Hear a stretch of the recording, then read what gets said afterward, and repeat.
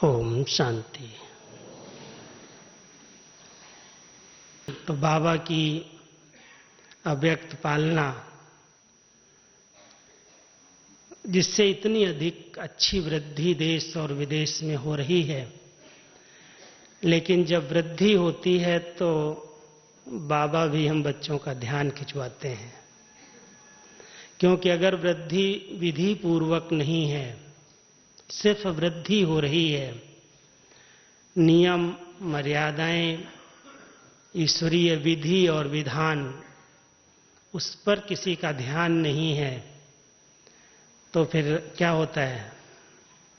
नई नई समस्याएं, नए नए विघ्न कहीं न कहीं से कुछ न कुछ ऐसी आत्माओं के द्वारा आते हैं जो मनमत परमत ईश्वरीय श्रीमत में मिक्स कर देते हैं, और उसके कारण कई प्रकार के मतभेद पैदा हो जाते हैं। आज का विषय हम आप सभी जानते हैं कि परमात्म प्रत्यक्षता का आधार, इस नए ज्ञान और ज्ञानदाता को प्रत्यक्ष करने का मूल आधार क्या है? हम सभी ब्राह्मणों की एकता, एक मत, एक जैसी विचारधाराएं, हमारे ज्ञान के सभी सिद्धांत, चाहे वो छोटे बच्चे से भी पूछ लिया जाए, चाहे किसी से, माता से, अनपढ़ से भी पूछा जाए, सभी जानते हैं मैं कौन हूं, पिता कौन है, वो कहाँ रहता है, उसके साथ कैसे संबंध जोड़ा जाए। ज्ञान के, योग के जो भी मुख्य पॉइंट्स हैं, जो भी विधियां हैं, वो सब एक जैसी अपनाते हैं।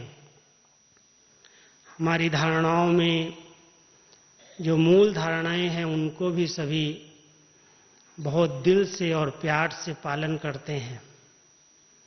चाहे वो पवित्रता की धारणा है, चाहे शुद्ध अन्न की धारणा है, बाबा की मुरली से भी प्यार है, शुद्ध अन्न के साथ सत्संग भी रोज करते हैं, और नंबरवार हर एक धारणाओं पर भी, दिव्य गुणों पर भी ध्यान देते हैं।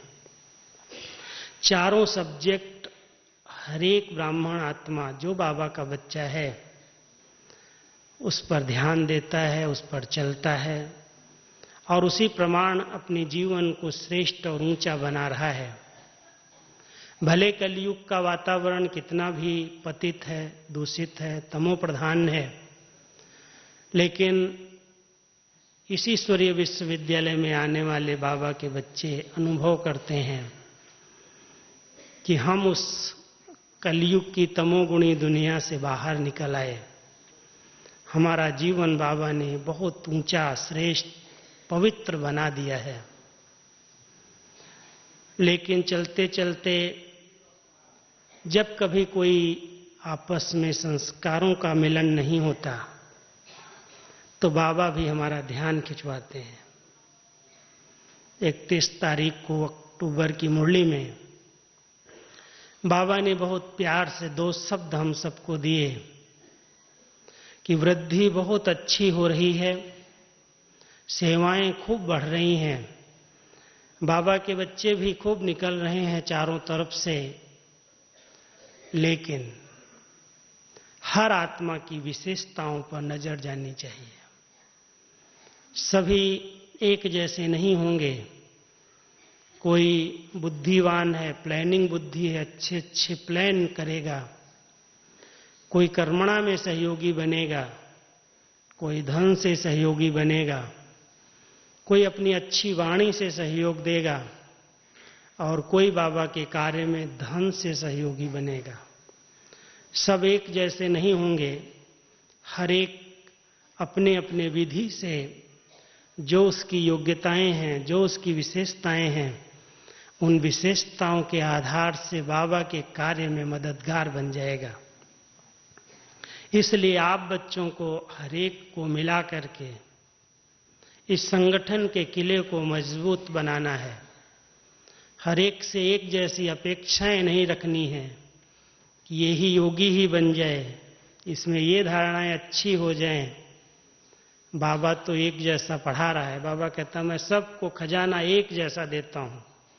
कितना देता है? एक जैसा सबको दिया है, किसी को भी कम और जास्ती नहीं है। लेकिन किसी ने उसको अपना बनाया है, जीवन में उतारा है, अनेकों को उससे फायदा पहुंचाया है, जिससे उसके पास एक का कई गुना हो गया है, मल्टीप्लाई हो गया है। लेकिन कई आत्माएं सिर्फ मुरली सुनती हैं, क्लास करती हैं और फिर अपने कार्य व्यवहार में चली जाती हैं, लग जाती हैं। एक विशेषता को अनेक विशेषताओं में परिवर्तित नहीं कर पाती, बीज को धरनी पर नहीं डालती, इसलिए वृद्धि को प्राप्त नहीं होता। आप सभी जानते हो, और बाबा ने इस बार विशेष अंडरलाइन कराई, चाहे मेरा प्यादा बच्चा ही है, लास्ट नंबर वाला, उसमें भी कोई न कोई विशेषता है, और उस विशेषता के आधार से वो बाबा कहता है, मेरा बाबा कहता है। इसलिए उस विशेषता को देखो और वो जिस प्रकार से सहयोगी बन सकता है उसको सहयोगी बनाओ, उसको रिजेक्ट नहीं करो। हर एक को इतना सत्कार दो, इतना सम्मान दो, क्योंकि हर आत्मा की पहली भूख है किस चीज की? सम्मान की। हर चाहता है, चाहे वो ऊपर से कहे मुझे कोई रिगार्ड दे या न दे, मैं तो बिल्कुल न्यारा प्यारा हूं, लेकिन अगर उसको कोई दिल से सम्मान देता है तो उसके प्रति उसकी भावनाओं में परिवर्तन आ जाता है। और बाबा हम सबको सिखाता है, यही सिखाता है। बच्चे, अगर इस ब्राह्मण परिवार को एकता के सूत्र में बांधना है, एक मत का झंडा लहराना है, क्योंकि इसके बिना बाबा प्रत्यक्ष नहीं होगा।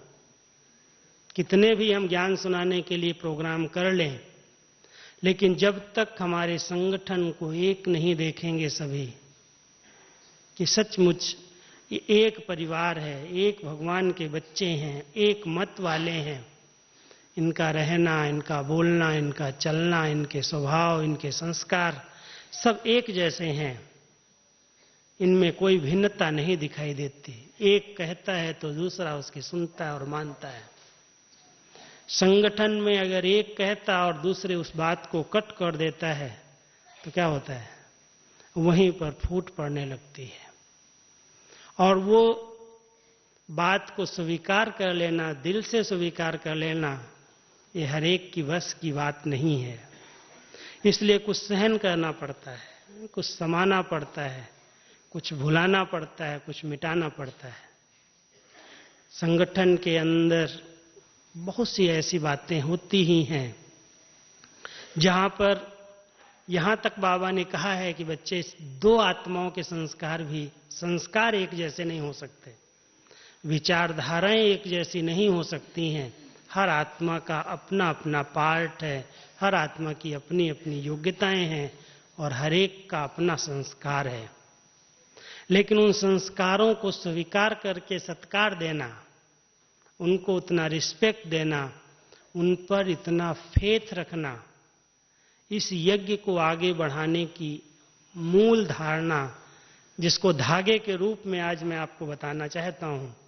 जैसे जब कोई माला पिरोई जाती है तो उन मोतियों को माला में लाने के लिए धागे की जरूरत होती है। अगर धागा कच्चा हो, कमजोर हो, माला आप बना दो, क्या होगा? टूट जाएगी, बिखर जाएगी, काम में नहीं आएगी। बाबा भी कहता है कि मोती तो पिरो गए हैं माला में, बाबा बाबा कहने लगे, माला के अंदर आ गए, ब्राह्मण परिवार के एक सूत्र में आ गए, सबको टाइटल मिल गया, ब्रह्मा कुमार है, ब्रह्मा कुमारी है। लेकिन उसका धागा जो है, वो स्नेह का धागा, वो विश्वास का धागा, एक दूसरे में इतना विश्वास अंदर से आ जाए कि इसके जो कहता है वो उसमें भला है, उसमें कल्याण है, कुछ न कुछ फायदा ही होगा, इसके भाव और भावनाएं अच्छी हैं। अगर नेगेटिव भी हमें दिखाई देती हैं, सुनाई देती हैं, तो नेगेटिव को भी वर्तमान समय बाबा की शक्ति से, अपनी श्रेष्ठ भावनाओं से हम उसे पॉजिटिव बना सकते हैं। क्योंकि जहां नेगेटिविटी दिखाई देती है वहां पर विचारों में भेद शुरू हो जाते हैं। ये ऐसा क्यों करता है, ऐसा क्यों कहता है, ऐसा नहीं होना चाहिए, ये श्रीमत के विपरीत है। लेकिन हम आप सभी जानते हैं कि जो आत्माएं जो कुछ कर रही हैं वो अपनी योग्यता के अनुसार तो बिल्कुल ठीक ही कर रही हैं। नहीं, ऐसे तो नहीं है कि वो जो कुछ कर रही हैं वो बिल्कुल ही विपरीत दिशा में कर रही हैं। और अगर कोई कर रहा है तो हो सकता है उस पर किसी छाया का, माया की छाया का प्रभाव हो, किसी परमत मनमत का प्रभाव हो। इसलिए उसको परवश समझ करके माफ कर देना ये एकता के सूत्र के लिए बहुत आवश्यक है। उसको हम स्नेह देने में कमी न करें। जैसे बाबा हम सबको कितना स्नेह दे रहा है, हम सभी बाबा के पाठ से बहुत कुछ सीख रहे हैं। और मैंने तो ड्रामानुसार मुझे ये भाग्य मिला, जब से मैं मधुबन में आया 72 से, बाबा को अव्यक्त पाठ को मैंने 1 मिनट भी मिस नहीं किया है। शुरू से लेकर के जितना बाबा ने बोला होगा वो इन हाथों से लिखा है। 72 से जब से मैं बाबा के घर में आया, टाइप मैंने बाद में सीखी, सेवाएं बाद में शुरू की, लेकिन बाबा के साथ बैठ करके गद्दी पर बाबा आते थे छोटे हाल में, या बाबा अपने कमरे में आते थे, तो बाबा बोलते जाते थे और मैं लिखने का काम करता था। क्योंकि उस समय ये सब साधन साइंस के नहीं थे। टाइप के साथ साथ फिर टेप मशीनें निकली, फिर उसके बाद कंप्यूटर युग आ गया। अभी तो बहुत चेंज हो गया, अभी तो डायरेक्ट टाइप कर देता हूँ, बाबा बोलता जाता और टाइप करके मुरली आपके हाथ में आ जाती है। लेकिन वो समय था जब हाथ से सब लिख करके फिर दोबारा बैठ के टाइप करते थे। तो बाबा को हमने बहुत प्यार से, नजदीक से ये बात देखी है बाबा में। कोई कैसा भी बच्चा आ जाए, गिरा हुआ भी आ जाए, गलती करके भी बाबा के सामने आ जाए, बाबा जानता है, बाबा को उसकी बातों का पता भी है। लेकिन इतना स्नेह, इतना रिगार्ड, इतना रिस्पेक्ट दे करके उस आत्मा को उसकी विशेषताएं स्मृति में दिलाकर उसकी कमियों को समा दिया, भुला लिया। उसकी कमियों को चित्त पर नहीं रखा, उसको उस नजर से नहीं देखा, उसको वाइब्रेशन भी नहीं आने दिया कि बाबा को मेरी कमी का पता है। इतनी बड़ी दिल, इतनी बेहद की दिल से तब सभी कहते हैं मेरा बाबा, ऐसे नहीं कहते हैं। जो बाबा ने कहा दादी को सब कहते हैं मेरी दादी, जो अपनेपन का प्यार दिया, जो अपनेपन की पालना दी है, वो बाबा और दादी की यही मूल विशेषता रही है। किसी भी बच्चे की कमियों को उन्होंने अंदर चित्त में नहीं रखा है। बाबा भी जानता है, दादियां भी जानती हैं, हर आत्मा नंबरवार है, एक जैसी तो हो भी नहीं सकती। लेकिन उसको इतना सत्कार, इतना प्यार दिया जो कमियों को जीत सके, उन कमियों को रियलाइज कर सके, वो महसूस कर सके सचमुच मेरी कमी है। उन्होंने माफ किया। इसलिए बाबा ने इस बारे बहुत अच्छे शब्द यूज किए हैं कि सिर्फ शिक्षक नहीं बनो। शिक्षा देना तो सभी जानते हैं, शिक्षा देनी भी है, कुछ न कुछ इशारा देना होता है, लेकिन रहम, आत्मिक स्नेह, आगे बढ़ाने की भावना, बहुत शुभ चिंतक भाव से उस आत्मा को कुछ कहना है तो कहो, नहीं तो अपने शुभ वाइब्रेशन दो जिससे वो परिवर्तन हो जाए। शक्ति की जरूरत है, हिम्मत की जरूरत है, तब वो आपके स्नेह के धागे में पिरोएगा। नहीं तो वो धागे से बाहर निकल करके कुछ न कुछ डिसर्विस कर देगा। एक तरफ सेवाएं हों और दूसरी तरफ कोई आत्मा ऐसा डिस्टर्ब होकर के, नाराज होकर के, हमारे व्यवहार से, हमारे ज्ञान से कोई नाराज आज तक नहीं होता। ज्ञान तो ऊंचे से ऊंचे बाबा ने दिया है, परिवार इतना ऊंचा है, इसलिए एकता के सूत्र में पिरोने का धागा है स्नेह और विश्वास। और उसी विश्वास के आधार से आज हमारा यज्ञ इतना वृद्धि को प्राप्त हुआ है। अगर आज दादियों ने हम सभी में इतना विश्वास नहीं रखा होता तो हमें योग्य बनने की मार्जिन ही नहीं मिलती। उन्होंने इतना विश्वास रखा, जो सब कुछ सौंप दिया कि नहीं तुम बहुत अच्छा कर सकते हो, करो, करके देखो। और करते गए, विशेषताएं आती गई एक के बाद एक। कहां से सीख के आए थे? तो यज्ञ की वृद्धि जो हुई, विस्तार जो हुआ, जो इतना सब योग्य बने हैं, उसका एक ही मूल आधार रहा कि बड़ों ने बहुत दिल से सबकी दिल को जीत लिया, इतना विश्वास पात्र बनाया।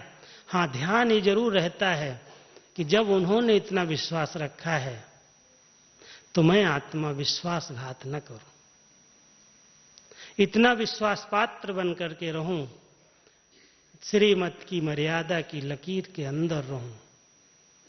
हम सभी ब्राह्मण आत्माएं अगर श्रीमत की मर्यादा की लकीर को पालन करती हैं, क्योंकि आज भी आप सभी सवेरे मुरली सुन रहे थे, श्रीमत तो इतनी स्पष्ट बाबा ने दी है, आंख खुलते सोने तक की श्रीमत थी ना, सारी मुरली श्रीमत। आंख खुलते कौन से संकल्प करो, स्नान करते कौन से संकल्प करो, मुरली सुनते कौन से संकल्प करो, किन स्मृतियों में रहो, किस तरह अपने विचारधाराओं को परिवर्तन करो, बाबा ने सभी बच्चों को एक जैसा पढ़ाया है। उसको कौन कितना स्वरूप में लाया है, कितना उस पर मनन किया है, कितना उस पर चिंतन किया है, वो हर एक नंबरवार है। लेकिन नंबरवार आत्माएं स्नेह के आधार से, सहयोग के आधार से, यहां तक बाबा ने एक शब्द इस बारे यूज किया है मुरली के अंदर कि मान लो आप कोई प्रोग्राम बनाते हो, कोई प्रोग्राम सबको देते हो, सेंटर्स पर भेजते हो, और कोई उसमें अलबेला है, तो अलबेले के लिए क्या इशारा किया बाबा ने? अगर कोई अलबेला भी है तो उसे भी स्नेह और सहयोग दो, उसको भी संगठन में पिरो, बुलाओ और सम्मान दो, जो चाहिए उसको दो। वो संगठन से किनारे नहीं जाना चाहिए। योग का प्रोग्राम चल रहा है, ब्रह्मा भोजन का प्रोग्राम है, कोई भी बड़ा प्रोग्राम हम कर रहे हैं और अगर दो आत्माएं भी उसमें नेगेटिव वाली हैं, एक मत वाली नहीं है। मैं आपको एक दादी जी के साथ का अनुभव सुनाता हूं कि हमेशा दादी जी जब भी कोई कार्य प्रारंभ करती थी तो सबको इकट्ठा करके, मीटिंग करके सबकी राय लेती थी, और अगर उस संगठन में कोई एक व्यक्ति भी नेगेटिव बात कर दे या कह दे दादी ऐसे नहीं ऐसे, तो कहती थी रुक जाओ, अभी ये कार्य होने वाला नहीं है। जब तक सबकी एक विचारधारा नहीं बनेगी, सबका शुभ संकल्प एक जैसा नहीं होगा, तब तक उस कार्य में 100% सफलता नहीं हो सकती है। इसलिए अगर हम सभी सफलता चाहते हैं तो हमें ये सीखना होगा इन निमित्त आत्माओं से कि कितना उन्होंने सम्मान दिया, कितना सत्कार दिया, कितना समाया और कितना सहन किया। ये सब एकता के सूत्र के धागे हैं। पिछली मुरली में बाबा ने कहा कि कई बच्चे सहन बहुत करते हैं और सहन करते करते अचानक वो वर्णन करना शुरू कर देते हैं। फिर क्या होता है? सहन भी कर रहे हैं और कहते हैं मैंने इतना सहन किया। तो बाबा कहता है अगर सहन शक्ति के साथ साथ समाने की शक्ति नहीं तो सहन करने का फायदा क्या है? इसलिए अगर कुछ सहन करना पड़ रहा है तो सहन करना के साथ साथ समाना भी सीखो। तो एकता के लिए जरूरी है सहन शक्ति के साथ समाने की शक्ति, न कि सामना करने की शक्ति। कई आत्माएं समाती नहीं है लेकिन सामना करने लगती हैं, और परिवार में अगर सामना किया जाए तो क्या होगा? चाहे लौकिक परिवार है चाहे अलौकिक है, अगर मां अपने बच्चे की बात को समाती नहीं है, समा लेती है। अधिकतर देखा गया है जहां अति प्यार होता है, अति स्नेह होता है, वहां सबकी भूलों को समाया जाता है। माताएं भी अपने परिवार में अगर बच्चा कोई गलती करके आ जाए और मां को सुना दे मम्मी मेरे से गलती हो गई, तो कहेगी अच्छा ठीक है, तुम किसी को बोलना नहीं, बताना नहीं, पापा को भी नहीं बताना, तुम इतना संभालो, भुला दो। इतना दिल का प्यार है, इसलिए उसकी बात को फैलाना नहीं चाहते।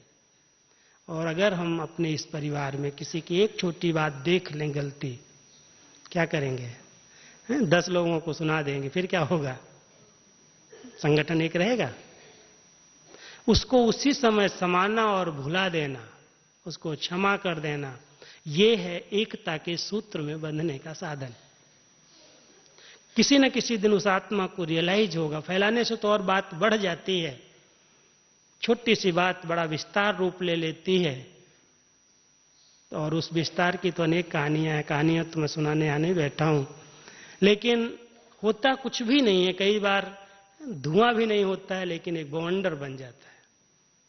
चिंगारी भी नहीं होती है, और बात का इतना बतंगड़ हो जाता है, जो उस बात का इतना विस्तार अगर उसके बैक में जाके कोई देखता है, पूछता है, तो पता चलता है कि बात तो कुछ भी नहीं थी। लेकिन ये बात फैली क्यों? उसके भी कई कारण दिखाई देते हैं। सबसे एक पहला कारण जहां तक देखने में आता है, अंदर की ईर्ष्या। और ईर्ष्या के वशीभूत जब कोई आगे बढ़ता है तो दूसरी आत्मा को सहन नहीं होता। उसकी विशेषताओं के आधार से वो आत्मा कुछ नंबर आगे ले रही है, उसको चांस मिल रहे हैं, तो जो साथी आत्माएं हैं जो अपने को बहुत योग्य समझती हैं, उन आत्माओं को ईर्ष्या पैदा होती है। और ईर्ष्या क्या कराती है? बाबा कई बार ये मुरलियां चला चुका है। ईर्ष्या अंदर अंदर उस व्यक्ति के प्रति नफरत पैदा कर देती है, और उसके कारण जब कभी मिलेंगे, किसी से बात करेंगे, बड़ों के पास भी जाएंगे, जिससे बात करेंगे, कुछ न कुछ उसके नुक्स, उसकी कमियां आपस में वर्णन करेंगे। ये ऐसा है, वो ऐसा है, इनको पहचाना नहीं लोगों ने, बहुत ग्लानि करता है, बहुत वृद्धि करता है, ऐसा करता है, वैसा करता है। किया भले कुछ भी न हो, लेकिन उस बात को इतना विस्तार कर देते हैं, जो अगर वो सुन ले तो क्या हो जाए? उसका हार्ट फेल हो जाए। इसलिए बाबा हम बच्चों को कहता है, बच्चे एक दूसरे की कमियों को भी अपनी कमी समझो, समाना सीखो। ये भी आपकी कमी है, वायुमंडल में क्यों आई? इसलिए अगर हम सभी बाबा के बच्चे सचमुच इस जनवरी मास में 2 ये पाठ पक्के कर लें कि हम हर आत्मा की विशेषताओं को देखते हुए, सबको सत्कार की नजर से, बहुत दिल का रिगार्ड देते हुए, सम्मान देते हुए, एक दूसरे के इतने स्नेही बन करके रहेंगे, जैसे बाबा मेरा है ऐसे परिवार मेरा है, इतना प्यार आपस में हो जाए, तब बाबा की प्रत्यक्षता होगी। हमारा चलन और चेहरा बाबा का नाम वाला के, नहीं तो कुछ न कुछ नफरत के चिन्ह इस चेहरे पर भी दिखाई देते हैं। लगता ही नहीं है योगी आत्मा है। बोलेगा तो भी उसका टेंशन दिखाई देगा, ये बोलता कैसे है, चलता कैसे है। इसलिए इसके लिए और एक बात जरूरी है, जो दूसरा विषय इसके साथ साथ बाबा ने हमें दिया है, इकोनॉमी। जब बड़ा परिवार होता है तो इकोनॉमी का ध्यान रखा जाता है। लौकिक में भी अगर बड़ा परिवार होता है तो माँ बाप जो जवाबदार हैं, जो कमाने वाले, उनको चिंता रहती है कि अधिक खर्चे न हो, नहीं तो परिवार चलेगा कैसे?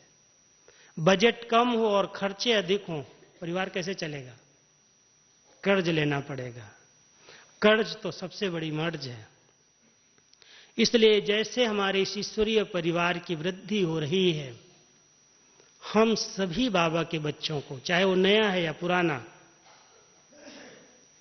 इकोनॉमी का ख्याल रखना जरूरी है। और इकोनॉमी का एक स्लोगन बाबा ने साकार में हम सबको हर मुरली में पढ़ाया है, कम खर्च बाला नसीन। कम से कम खर्चे में काम अच्छे से अच्छा, शानदार हो। जो भी कार्य करो, ऐसे नहीं खर्चा बहुत कर दो और काम कुछ न हो, दिखाई कुछ न दो। कई बार बहुत खर्चे किसी चीज पर कर दिए जाएं और उसके आधार से फल कम मिले, तो उसको कहा जाता है बहुत खर्चालू है, बहुत खर्चा करता है, इसको बजट का पता नहीं है, ये यज्ञ के लिए, घर के लिए बोझ बन जाएगा। कमाई इतनी कम है और खर्चे इतने अधिक हैं। अगर हम सभी बाबा के बच्चे, धन तो एक स्थूल चीज है, और उसकी इकोनॉमी भी बाबा ने हम सबको सिखाई है, क्योंकि अगर एक भी पैसा व्यर्थ से बचा लेंगे तो बाबा के कार्य में लगेगा, अनेकों का भाग्य बनेगा। धन की इकोनॉमी भी जरूरी है। एक दूसरे को भेंट करके, एक दूसरे से रेस करके, इसके पास ऐसी गाड़ी है, इसके पास ऐसा मकान है, इसके पास ये है, इसके पास ऐसे हैं, अगर हम सभी कोई स्थूल रूप में किसी से भेंट करेंगे तो इकोनॉमी खत्म हो जाएगी। इसलिए बाबा ने हम सबको कहा है, बच्चे ये पैसा एक एक कौड़ी मुहर के समान है संगम पर। जो भी आप सभी कमा रहे हो, ये आपकी कमाई इस समय संगम युग पर हम सब ने दिल से कहा है, बाबा ये तन, ये मन, ये धन, ये तेरा है ना सबका? सब ये कहते हो ना कि मेरा है। और जब तेरा है तो तेरे पर मेरा अधिकार है क्या? जब दिल से कहा है ये तेरा है, तो उसको मैं आत्मा व्यर्थ नहीं गंवा सकती हूं। नहीं तो उसको बाबा कई बार एक शब्द देते हैं, अमानत में ख्यानत। बाबा ने आपको दिया, बच्चे संभालो, मैं क्या करूंगा, तुम संभालो इसको। तुमने मुझे दिया है, दिल से दिया है कि बाबा ये सब आपका दिया हुआ, आपका ही है, मैं क्या करूंगा। तो बाबा कहता है, मैं तुमको इसको रिटर्न करता हूं कि तुम ट्रस्टी बन करके, ईमानदार बन करके, विश्वास पात्र बन करके इसको संभालो, इसको व्यर्थ नहीं करना। इसलिए आज इस बार मुरली के अंदर बाबा ने अंडरलाइन कराई, व्यर्थ संकल्प, व्यर्थ बोल, व्यर्थ कर्म, व्यर्थ संबंध संपर्क, इसकी इकोनॉमी करो। कुछ भी व्यर्थ न जाए, क्योंकि स्थूल धन तो एक संपत्ति है ही, समय और संकल्प भी सबसे बड़ी संगम की संपत्ति है। और एक चीज है, संगम युग पर अगर हमारी स्थिति बिगड़ गई, डिस्टर्ब हो गई, किसी कारण से मैंने अपनी स्थिति को बिगाड़ लिया, तो उस स्थिति के पीछे बहुत मेहनत करनी पड़ेगी।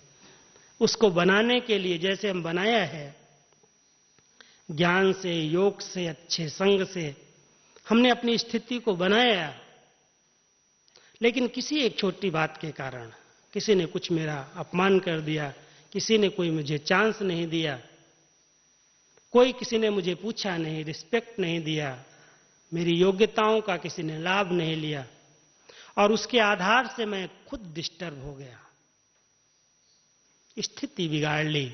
अब शब्द निकालना शुरू कर दिया कि ये आत्मा मेरी वैल्यू को नहीं जानती है।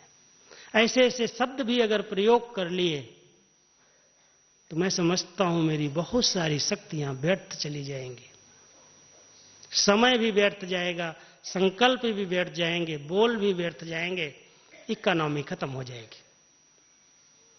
अभी यहां पर आवश्यक है कुछ शक्तियों को सामने रख करके हम इकोनॉमी करना सीखें। जैसे समय को अगर हम बचाना चाहते हैं तो समय कहां कहां व्यर्थ जाता है, लीकेज को चेक करना पड़ेगा। कई बार क्या होता है कि स्टॉक बहुत होता है, बाबा कहता है बुद्धि स्टॉक रूम है। मैं पिछली मुरली में कहा कि बुद्धि स्टॉक रूम है, और बाबा ने जो कुछ दिया है उस बुद्धि रूपी स्टॉक रूम में सब कुछ भरा हुआ है। ज्ञान भी है, गुण भी हैं, शक्तियां भी हैं, विशेषताएं भी, सब कुछ बुद्धि में है, लेकिन सिर्फ स्टॉक में ही रखने के लिए है क्या?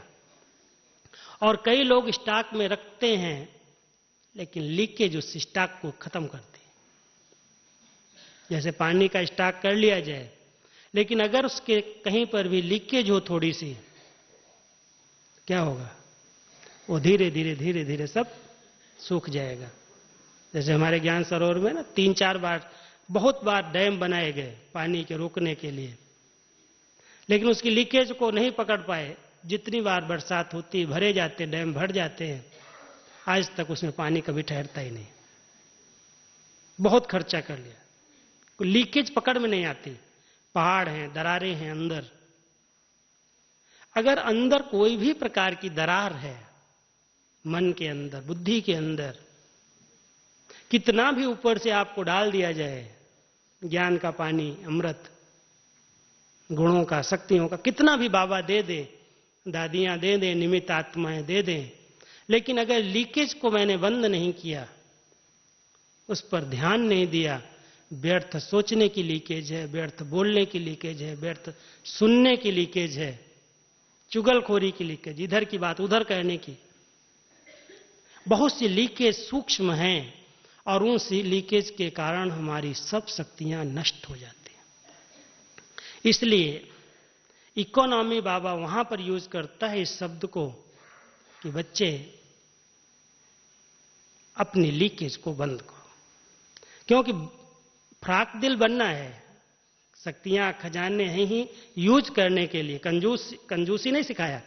कई लोग इकोनॉमी का अर्थ कंजूसी से ले लेते हैं, बहुत इकोनॉमी करते हैं, खाएंगे नहीं, पिएंगे नहीं, पहनेंगे नहीं, इकोनॉमी करेंगे। बाबा ने कहा इकोनॉमी करो, लेकिन इकोनॉमी समर्थ में, अच्छे में लगाने को बाबा कभी नहीं कहता है। जहां कार्य है, जहां सेवा है, जहां कुछ एक का कई गुना होकर के मिलने वाला है, उसके लिए इकोनॉमी के संकल्प नहीं करो।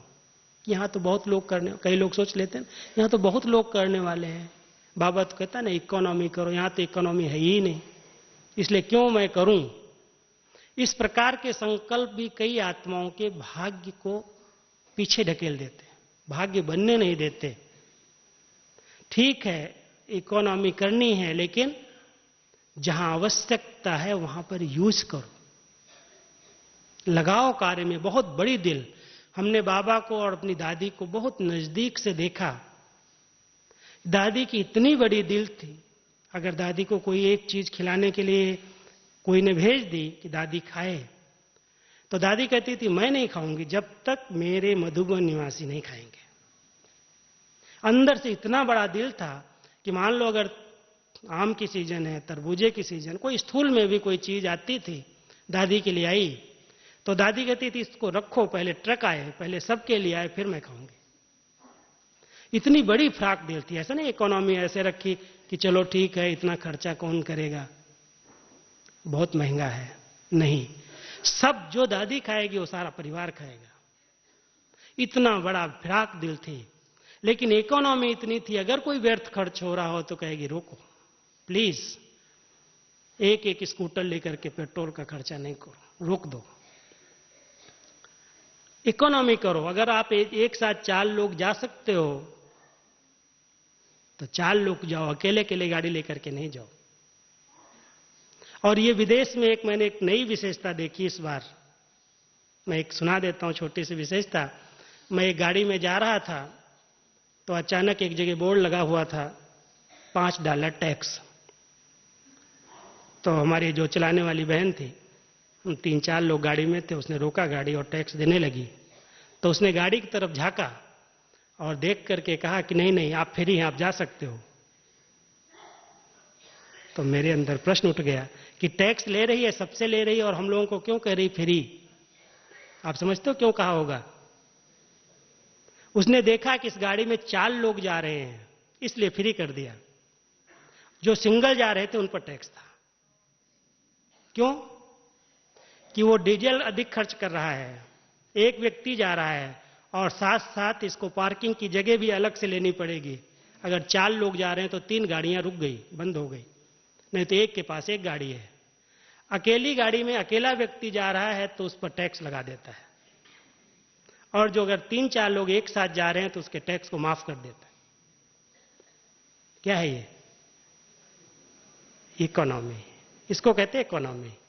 तो बाबा ने हम सबको इकोनॉमी इस तरह से सिखाई है कि ऐसा नहीं जाना ही नहीं है, इकोनॉमी करनी है, लेकिन जहां हम अधिक लोग एक साथ एकत्रित होकर के कोई कार्य में सफलता पा सकते हैं। आज अकेले भोजन बनाओ खर्चा, अगर 10 लोगों का बन रहा हो उसमें खर्चा। इसलिए अगर हम सभी बाबा के बच्चे धन को भी ऐसे व्यवस्थित रूप से, क्योंकि अवस्थाओं के आधार से हमारी व्यवस्थाएं सुधरेंगी। अगर व्यवस्थाएं बिगड़ रही हैं, तो एक जगदीश भाई का टोटका था, उन्होंने बहुत इस पर क्लासेस कराई थी कि व्यवस्थाएं अगर ठीक नहीं है तो इससे सिद्ध होता है आपकी अवस्था ठीक नहीं है, और अगर अवस्था अच्छी है तो व्यवस्थाएं अच्छी होनी चाहिए। तो व्यवस्थाओं में इकोनॉमी की बात नहीं है। ऐसे नहीं है ये सोफे क्यों लगाए गए हैं, ये लाइट क्यों जलाई गई है, इकोनॉमी करो। अंधेरे में बैठेंगे क्या? इसकी इकोनॉमी ये स्थिति से नहीं, लेकिन जहां व्यर्थ जा रहा है, जहां जरूरत नहीं है, उस व्यर्थ को समर्थ में परिवर्तन करना, इसको इकोनॉमी कहा जाता है। जो आप समझते हो जरूरी नहीं है, उसको बचत करो, उसको बचाओ।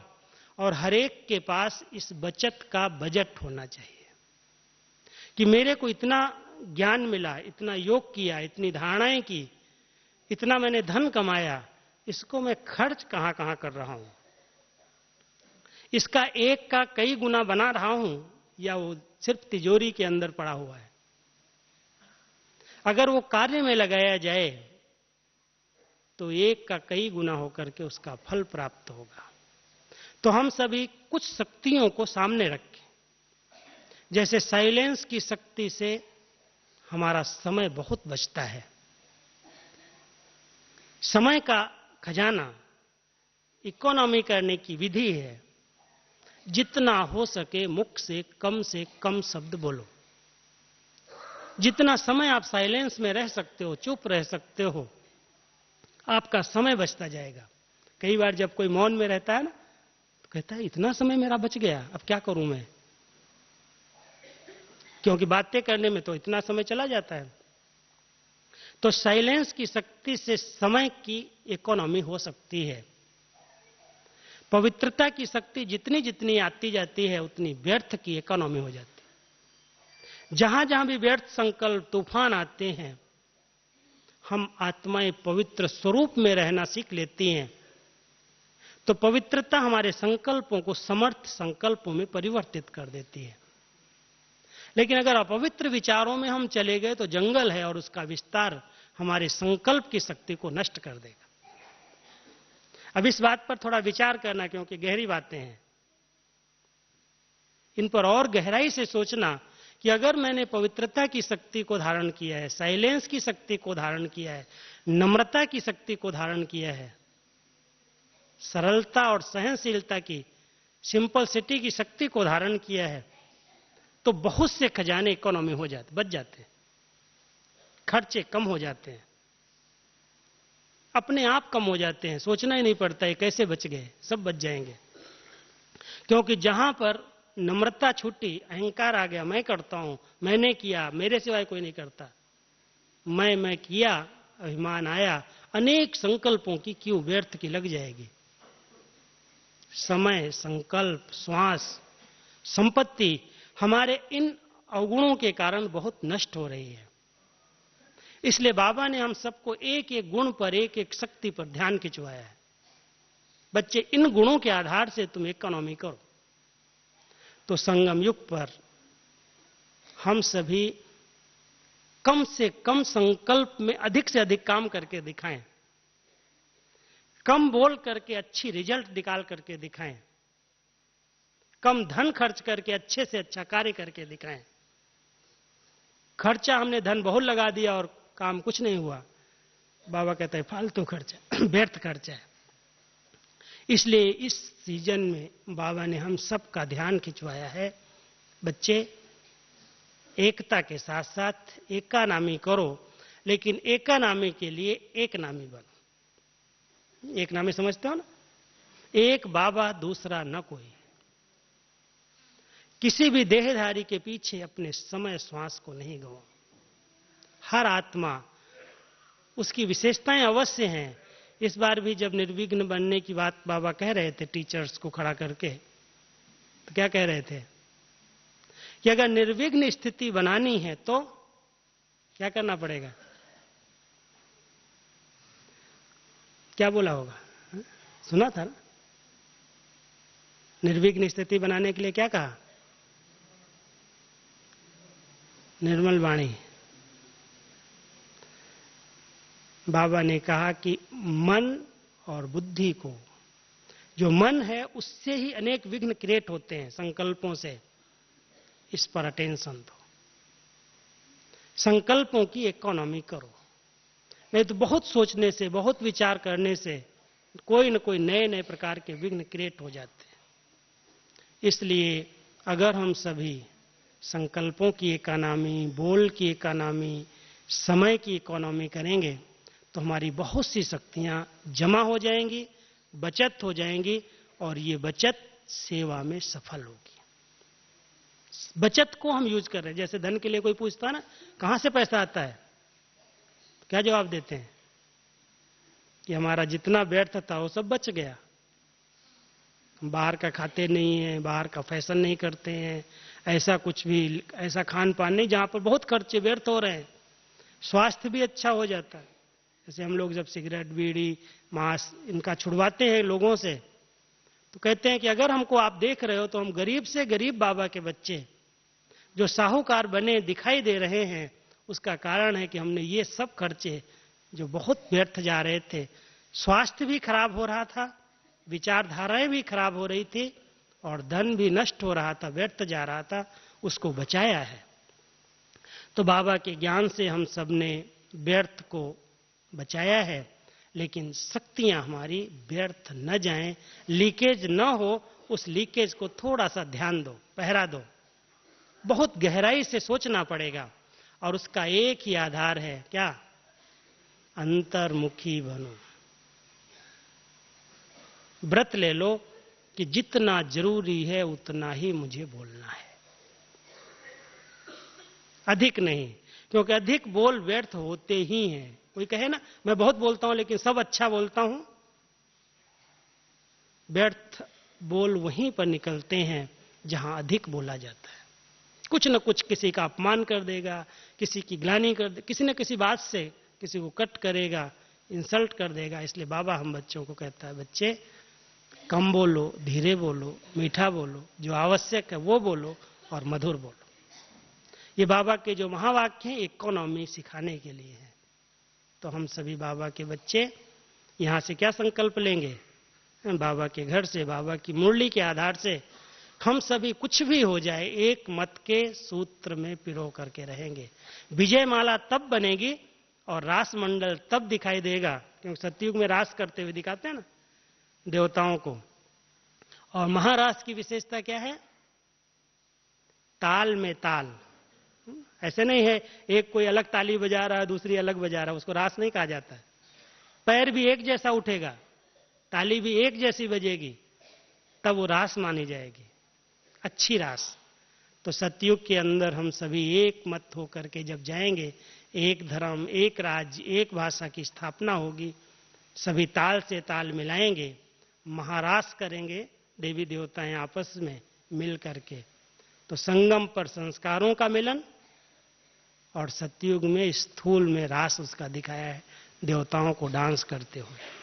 विजय माला इसी का यादगार है। मणका मणके के समीप आ जाए, धागे के अंदर पिरो जाए और वो धागा कच्चा न हो, बहुत पक्का धागा हो। हम एक हैं, एक के हैं।